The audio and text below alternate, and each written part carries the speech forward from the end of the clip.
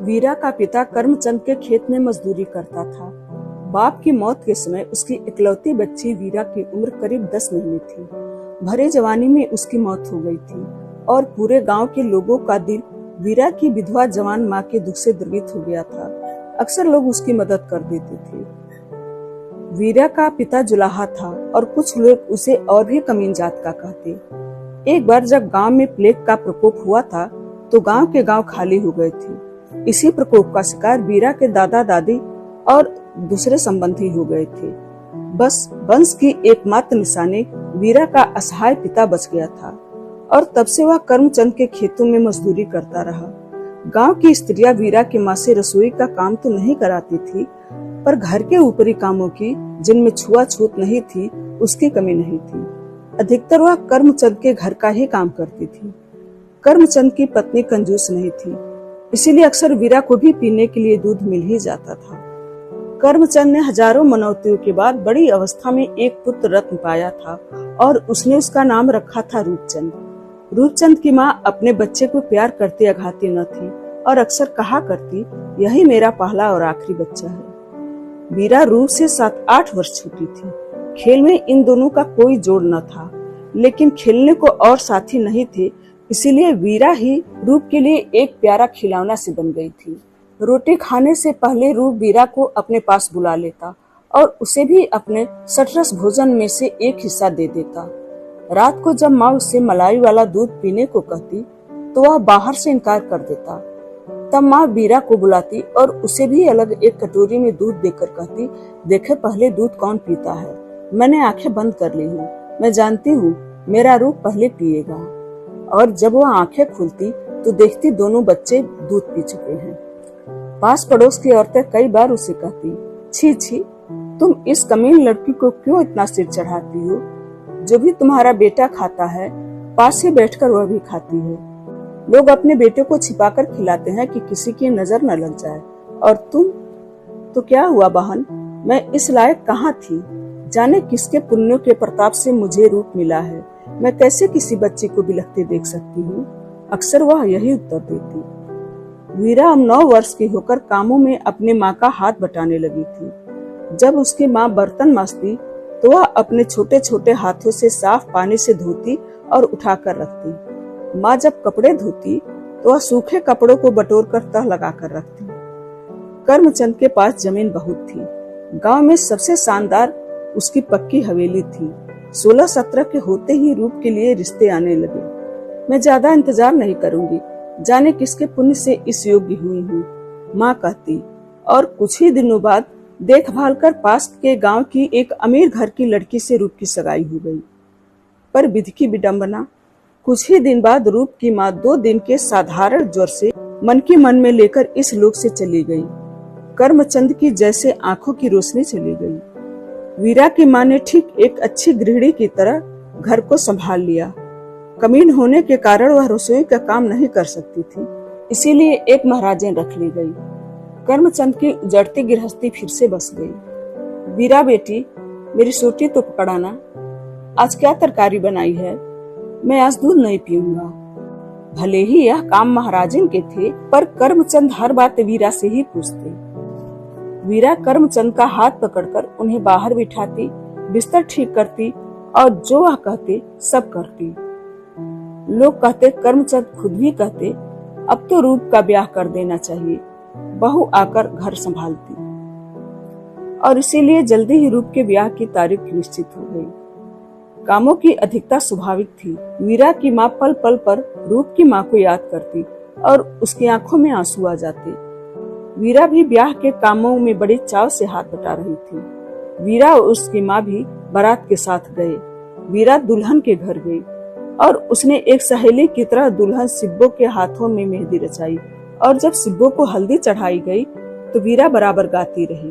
वीरा ने ही उसके लंबे काले बालों को लाल रंग की चोटी डालकर गूथा। सिब्बो का हाथ कुछ भारी था। हाथी दांत के लाल चूड़ा उसके हाथ में आसानी से नहीं चढ़ रहा था, इसीलिए वह सिब्बो का बायां हाथ अपने हाथों से सहलाने लगी। सिब्बो के एक हाथ में लोहे का कड़ा पहनाकर उसके साथ धागे में गड़ी और कौड़ी गूंथ कर बांधी गई थी। वीरा बार बार उसे हाथ से छू रही थी। यह लो, मैं अपना चूड़े वाला हाथ तुम्हारे सिर पर रखती हूँ, तुम्हारी भी शादी जल्दी हो जाएगी। जहाँ सिब्बो ने अपने अन्य कुमारी सहेलियों के सिर पर अपना कलोरी और चूड़ी वाला हाथ रखा, वहाँ उसने वीरा के सर पर भी 2 बार रखा। वीरा बहुत खुश थी। जब रूप और सिब्बो की भावरें पड़ने लगी तो वह मगन से देखती रही। डोली का समय आया। सिब्बो के मायके की औरतें रोने लगी। अब वह ससुराल की दौलत थी और मायके वालों के लिए मेहमान। सब नई दुल्हन सिब्बो के पास बैठना चाहती थी, पर वीरा समझ रही थी कि सिब्बो पर अन्य सबकी अपेक्षा उसका अधिक अधिकार है, इसीलिए वह सिब्बो के पास ही बराबर बैठी रही। सिब्बो की सहेलियां जाने क्या क्या उसके कानों में कहना चाहती थी, किंतु वीरा के कारण उन्हें एकांत नहीं मिल पा रहा था। आखिर एक सहेली ने कह दिया, देखो ना, यह कमीन लड़की सिब्बो के पीछे हाथ धोकर पड़ी है। वीरा का मुंह उतर गया। वह वहां से बाहर चली गई। सिब्बो ससुराल में आकर नई दुल्हन की तरह मेहमान नहीं बनी रही। 15 दिन के बाद ही वह घर की मालकिन होकर काम करने लगी। उसके बाद वह मायके भी कभी बहुत दिन नहीं रह पाई। ऊपर का सब काम वीरा और वीरा की माँ ही करती थी, लेकिन उन कामों की भी कमी नहीं थी जिन्हें माँ बेटी नहीं कर सकती थी। कर्मचंद बहू पर आशीर्वादों की झड़ी लगाए रहते, पर साल बीतते जा रहे थे और सिब्बो को जैसे उनके आशीर्वाद फल नहीं रहे थे। लोग कहते, जहाँ जरूरत है वहाँ ईश्वर नहीं देता। वीरा पर जवानी फटी पड़ने लगी थी। उसका शरीर इतनी तेजी से बढ़ रहा था कि अक्सर उसकी माँ सिब्बो से कहती, पास तो दमड़ी भी नहीं है और वीरा छत को हाथ लगा रही है। तुम इसके लिए क्यों चिंतित हो? वीरा की माँ, जहाँ उसका भाग्य होगा एक दिन चली जाएगी, सिब्बो कहती। अब रूप और सिब्बो की शादी का 6वां वर्ष चल रहा था। कर्मचंद के आशीर्वाद निष्फल जा रहे थे। वह उदास से कहते, मेरे भाग में शायद यही बता है। और आखिर एक दिन उनकी मौत आ पहुंची। वह पोता देखने की इच्छा के साथ ही हमेशा के लिए सो गए। लोगों के मुंह बंद नहीं किए जा सकते। तरह तरह की बातें होने लगी। कोई कहता, रूपचंद की ही अब अकेली जान रह गई, कर्मचंद का नामो निशान मिट जाएगा। कोई कहता, इतने खेत हैं, इतना रुपया पैसा है, इन सब का क्या होगा? अब भी सिब्बो पहले की ही तरह घर को साफ रखती, हर चीज को चांदी की तरह चमकाती रहती, पर उसका अपना चेहरा रोज रोज मैला होता जा रहा था। रूपचंद से कभी उसने कुछ नहीं कहा था, पर वह सोचती, आखिर कब तक वह मेरा लिहाज करेंगे। एक दिन सिब्बो ने अपने दिल पर पत्थर रखकर अपने पति से दूसरे विवाह के लिए कहा। रूपचंद बात को टालना चाहता था, पर सिब्बो बार बार उठा बैठती। तुम मेरी था ले रही हो सिब्बो? नहीं नहीं, ऐसा मत कहिए, मुझे किसी की भी कसम दिलवा लीजिए। मैं दिल से कह रही हूँ कि, पर मुझे तो बच्चे की कोई जरूरत नहीं है। सारी उम्र? हाँ, सारी उम्र। और रूपचंद बाहर चला गया। सिब्बो उस दिन खुश थी। वह वस्तुतः अपने पति के मन की था ले रही थी। उसका ऐसा इनकार सुनकर उसे शांति सी हुई। वीरा अब युवती हो गई थी, अपनी उम्र से कुछ बड़ी लगती थी। रंग उसका गेहुआ था, पर उसमें एक ऐसा आकर्षण आ गया था जिसकी अवहेलना कदाचित ही कोई कर सकता था। उसकी माँ अक्सर सिब्बो से उसके विवाह की बातें किया करती। एक रात सिब्बो ने रूपचंद से वीरा की शादी का जिक्र किया कि जल्दी ही कहीं उसके घर की खोज करनी चाहिए। उसके बाद वह वीरा को जो चीजें देना चाहती थी उसकी बातें करती। रात काफी बीत चुकी थी, पर रूपचंद जाग रहा था। इस कहानी का बाकी का हिस्सा अगले वीडियो में। धन्यवाद। एक रात सिब्बो ने रूपचंद से वीरा की शादी का जिक्र किया कि जल्दी ही कहीं उसके वर की खोज करनी चाहिए। उसके बाद वह वीरा को जो चीजें देना चाहती थी उसकी बातें करती रही। रात काफी हो चुकी थी, पर रूपचंद जाग रहा था। सिब्बो, सहसा उसने कहा, कहिए। एक बार तुमने, वह चुप हो गया। फिर बोला, जात पात का ख्याल आजकल कौन करता है? अगर वीरा? अचानक वह फिर चुप हो गया। सिब्बो कुछ समझी नहीं। वीरा इतने दिनों से हमारी सेवा कर रही है और हमेशा तुम्हारी सेवा करेगी, मैं जानता हूँ। अब सिब्बो समझ गई और वह पहली बार अविश्वास से अपने पति को देखने लगी। वीरा? सिब्बो ने इतना ही कहा और फिर उसे अपने चूड़े से खेलती छोटी वीरा का स्मरण हो आया। और फिर उसे याद आया उसने अपना चूड़े वाला हाथ 2 बार वीरा के सिर पर रखा था।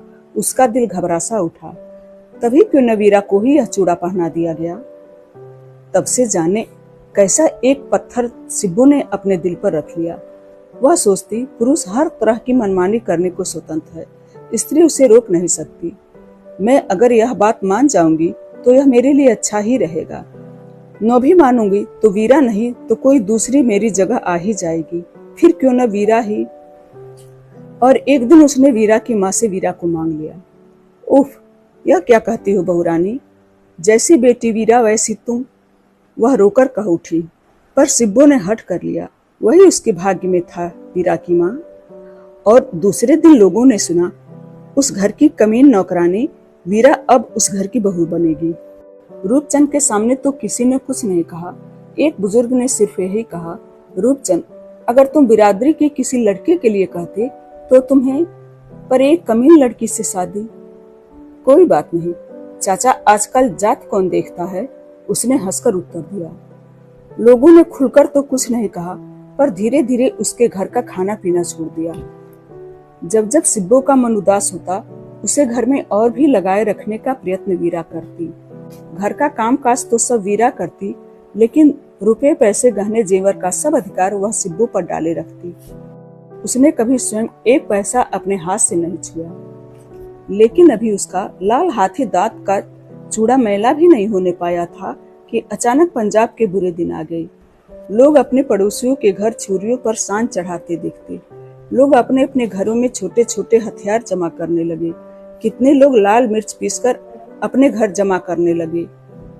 कईयों ने आग बुझाने के लिए बोरे के बोरे रेत भरकर अपने घर में रख लिया। स्त्रियों ने उस बदनसीबी की कल्पना की, आतताई जब उनका सतीत्व हरण करने पर उतारू हो जाए तो वह अफीम खाकर आत्महत्या कर लेंगी। आग भीतर ही भीतर सुलग रही थी।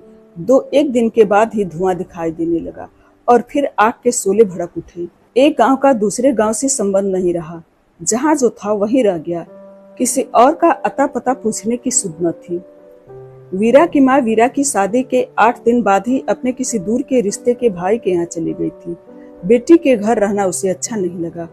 रूपचंद की बड़ी हवेली में सिर्फ सिब्बू और वीरा ही रह गई थी। हो हल्ला शुरू हुआ तो रूपचंद का एक रिश्ते का भाई और एक भतीजा सुरक्षा के ख्याल से पुरानी बातें भूलकर अपना घर छोड़कर रूपचंद की मजबूत हवेली में आकर रहने लगे। भाई ने अपने तीनों बच्चों को लुधियाना अपनी बहन के पास पहुंचा दिया था।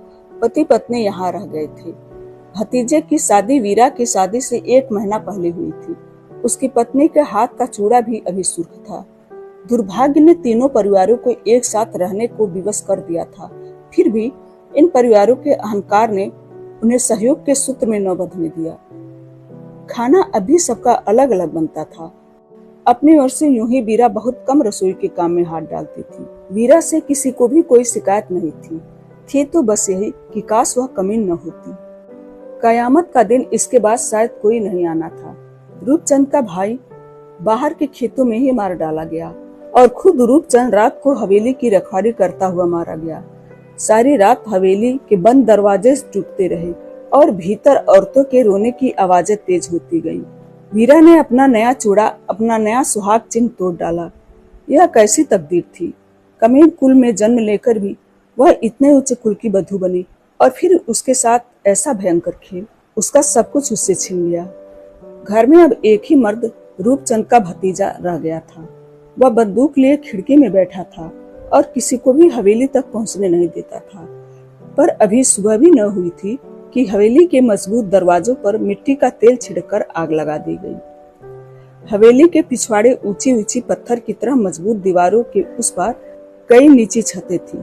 रस्सियों की सहायता से नजीर उसमें से एक पर पहुंच गया और फिर एक दूसरे को लांघता हवेली की छत पर आ गया। औरतों ने सुन रखा था कि आग लगने पर सबसे पहले छत गिरती है, फिर दीवारें और सीढ़ियां। सिब्बू, वीरा और वह दोनों औरतें कांपती हुई हवेली की सबसे ऊपरी मंजिल की सीढ़ियों पर बैठी थी। बाहर के धुएं के अतिरिक्त उसे कुछ भी दिखाई न पड़ा। जैसे जैसे आग तेज होती जाती तो लोगों की आवाजें दूर होती जाती थी। तभी किसी का हाथ वीरा के कंधे पर पड़ा। आवाज आई, वीरा। वीरा कांप उठी। नजीर ने उसके कंधे पर हाथ रखकर बड़ी अजीजी से फिर कहा, वीरा, जो कुछ होना था हो गया, अब ऐसी मौत मरना ठीक नहीं है। वीरा जैसे होश में नहीं थी। उसने पड़ोसी नजीर को भी नहीं पहचाना और न उसकी बात समझी।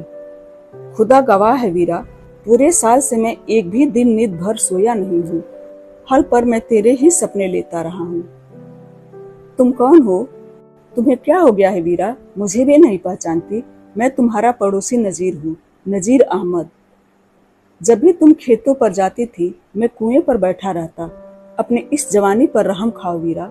अगर तुम जिंदा किसी दूसरे के हाथों पड़ गई तो तुम्हारी इज्जत नहीं बचेगी। मैं सारी उम्र तुम्हारा गुलाम बना रहूंगा। इस पिछले रास्ते से तुम्हें फूलों की तरह लेकर भाग जाऊंगा। जल्दी करो वीरा, अभी पूरी हवेली जलकर राख हो जाएगी। आग की लपटों ने वीरा के चेहरे को रोशन कर दिया और उसने नजीर की आंखों में देखते हुए कहा, एक बात मानोगे? मैं तुम्हारी हर बात मानूंगा वीरा, सारी उम्र मानता रहूंगा। सारी उम्र नहीं नजीर, अभी सिर्फ एक बात। तुम सिब्बो और इन दोनों औरतों को यहाँ से खैरियत से बाहर निकाल दो। इन्हें बचाओ नजीर, किसी भी तरह। मेरे ओ इनकी रक्षा के लिए ही कुर्बान हो गए। उन्होंने इन लोगों को आश्रय दिया था। इनकी बेरूहमती हुई तो इनकी रूह कयामत तक तड़पती रहेगी नजीर। यह कैसे हो सकता है वीरा? वो लोग तो तुम औरतों को जिंदा चाहते हैं। कोई दूसरा उपाय न देखकर आखिर उन्होंने आग लगाई। यह सब मैं कुछ नहीं जानती।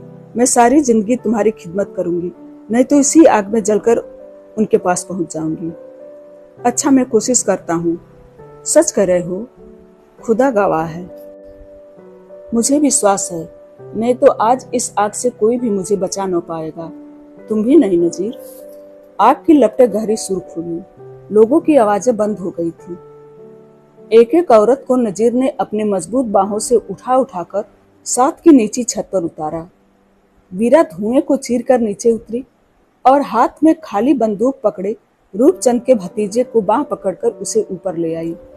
वह भी जैसे अर्धमृत सा चुपचाप वीरा के पीछे पीछे ऊपर आया और पहले साथ वाली छत पर, फिर दूसरी नीची और अंत में सभी नजीर के घर जा पहुंचे। आग की लपटें आकाश को छू रही थी, परंतु लोग अब आग बुझा रहे थे क्योंकि इससे पड़ोसी घरों को खतरा पहुंच रहा था।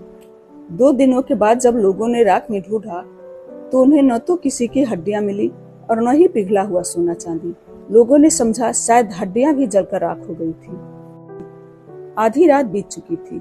अंधेरे में दूर गन्ने के एक ऊंचे खेत में 3 घोड़ों के बीच वाले घोड़े पर बैठे सिब्बो के घोड़े के पास खड़ी वीरा ने उसकी कमर में गहनों की पोटली बांधी और सिब्बो के हाथियों को चूमकर और फिर उसके पैरों को छूकर वह खेतों में अदृश्य हो गई। गांव के लोग केवल यह जानते हैं कि रूपचंद ने जिस कमीन लड़की से शादी की थी उसे पता नहीं कैसे नजीर ने हवेली में से जिंदा निकाल लिया और अब उससे निकाह करके बकायदा उसे अपनी बीबी बना लिया है। ये अमृता प्रीतम की कहानी पूरी हुई। धन्यवाद।